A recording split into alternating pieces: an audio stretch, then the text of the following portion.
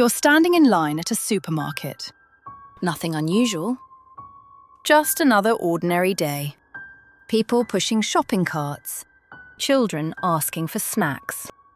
Cashiers scanning groceries. Life moving exactly as it should. Then, someone freezes. Because standing a few aisles away is a dead man. Not somebody who looks dead. Not somebody rumoured to be dead. A man officially declared dead by the government. A man whose body had already been recovered. Identified. Sent to a morgue. A man whose prison cell had burned to the ground. A man who was supposed to be gone forever. Yet, there he is. Comparing products on a supermarket shelf. Like he's deciding what to have for dinner. At first, you assume it's impossible. A mistake. A look-alike. Anything except the truth. Because the truth is much stranger. The dead man isn't dead. The body wasn't his. And one of the people who helped him escape is a celebrity doctor with hundreds of thousands of followers. Tonight, we are going to talk about THABO BESTER, the man who died and came back. Welcome to the podcast you can't unhear. South Africa is a country of contradictions. Beautiful landscapes, wildlife, rich culture, and some of the most breathtaking scenery on Earth. But it's also a country struggling with crime, violence, corruption, and deep inequality. And honestly, those cracks in the system are exactly where this story begins. Because before THABO BESTER became one of South Africa's most infamous criminals, he was practically invisible. He was born in 1986, but unlike most children, he wasn't properly registered. No birth certificate, no official identity, no paperwork proving he even existed. Imagine growing up like that. A ghost. Not just socially, legally. His childhood was chaotic. Poverty, family conflict, violence. By 12 years old, he had already run away from home. And from that moment onward, the streets became his classroom. What he learned there wasn't survival. It was manipulation. Because THABO discovered something early. People trust a good story. And nobody told stories better than him. As a teenager, he became a con artist. Not the stereotypical criminal. Not the guy robbing people in dark alleys. THABO preferred something cleaner. He preferred deception. He'd dress like an elite student. Perfect uniform. Perfect manners. Perfect smile. Then he'd approach strangers, usually women. Women would feel sorry for this well-dressed student and give him a ride. Then he would tell them heartbreaking stories. A sick grandmother, school problems, money troubles, anything that might trigger sympathy. And it worked. These women give him money for plane tickets, hotels, whatever he needed. Again and again, because people want to help. That's one of the best things about humanity. But in the hands of somebody like THABO, it became a weapon. Some women eventually got suspicious, though. In conservative South Africa, an elite student with ear piercings, that didn't add up. When they caught on, they'd take him to the police instead of school. Turns out, he had hundreds of victims. But since he was a minor and the crimes weren't that serious, he'd just get held for a day and released. I'm completely stunned when I read this. So they just want to deal with serious crimes? Every big thing starts small first. Isn't it better to treat the small ones so they don't become big one day? Because that's definitely the case for THABO. As social media exploded, his scams became bigger, bolder, more sophisticated. Fake modeling agencies, fake competitions, fake celebrity partnerships, entire events built on lies. One of his craziest schemes was advertising for African Next Top Model auditions, claiming Tyra Banks would host and the winner would get a supermodel contract. The victims weren't just the aspiring models who paid registration fees. After the fake auditions, he'd take his crew to expensive steak restaurants to celebrate, then excuse himself to the bathroom and never come back. The crew would be stuck with a massive bill, and all their expensive equipment would mysteriously disappear with THABO. He even rented private jets, convincing the companies to fly him and models to the next city for a photo shoot. Once they landed, he'd just abandon everyone and disappear without paying. These modeling scams eventually turned even darker. He'd arrange private auditions at hotels, and once he had victims isolated in rooms, he'd rape them. The police had trouble tracking him because, remember?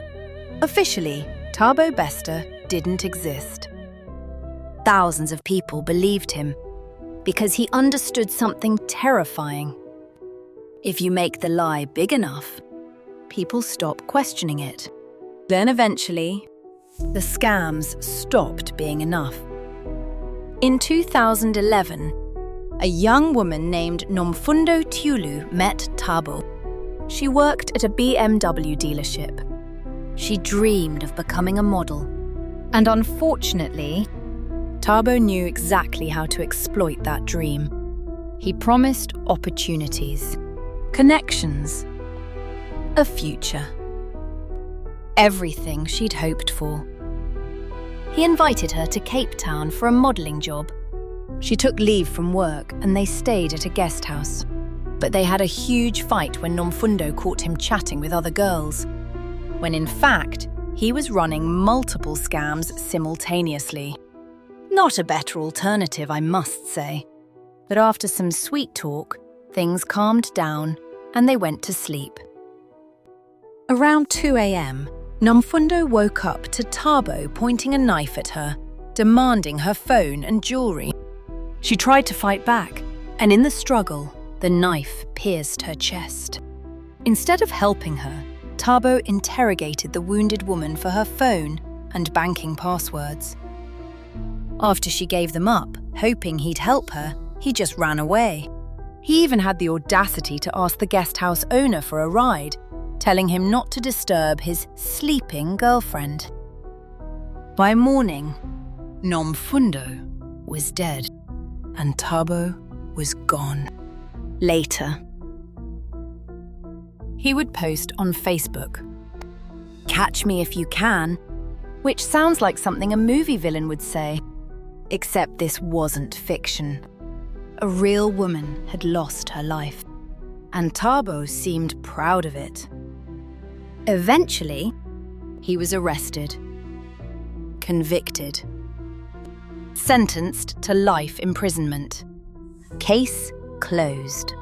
Right? Not even close. Because prison didn't stop THABO. He kept running scams from behind bars, creating fake companies, organizing fake events, making money, manipulating people. And somewhere during those years, he met Dr. Nandifa Magudumana, a successful doctor, a businesswoman, a social media celebrity, the last person anyone expected to become involved with a convicted murderer. And yet somehow, she did. Nobody really knows the full story. Some court documents suggest Dr. Nandi and THABO knew each other before his imprisonment. They lost contact, but when news of his conviction hit major media, she reached out to ask if the stories were true. This led to prison visits, and maybe they fell in love. But whatever the reason, she ended up involved in one of the most audacious prison escapes in South African history. The escape plan took about 48 hours and was incredibly well organised. A few days before, THABO suddenly claimed he was being threatened by prison gangs and asked to be moved to an isolation cell for safety. His request was granted, and he got cell number 35. A single cell at the end of a long hallway where CCTV couldn't see. The plan was simple but brilliant. Make it look like THABO died in his cell by burning a substitute body beyond recognition. But first, they needed a body. Dr. Nandi and her father went to morgues, claiming bodies were their relatives. They had forged documents proving family relationships, so the bodies were released for burial. They didn't just take one body. They went back multiple times, examining different corpses to find one that matched THABO's build. Once they found the right body, they had to smuggle it into prison. They hid it in a large TV box, loaded it in a rented car, and drove to the prison gate, where a bribed guard let them through. Inside the prison, a paid garbage worker moved the body from the TV box into a trash can. He casually walked around, collecting trash, while actually transporting a corpse. The body was hidden in an unused punishment room. Dark. No cameras. No people. Then came May 2022. Cell 35 in Mangaung prison. A fire breaks out. Guards rush in. The cell is burning. Smoke everywhere. Chaos. When the fire is extinguished, they discover the body, burned beyond recognition. The conclusion seems obvious.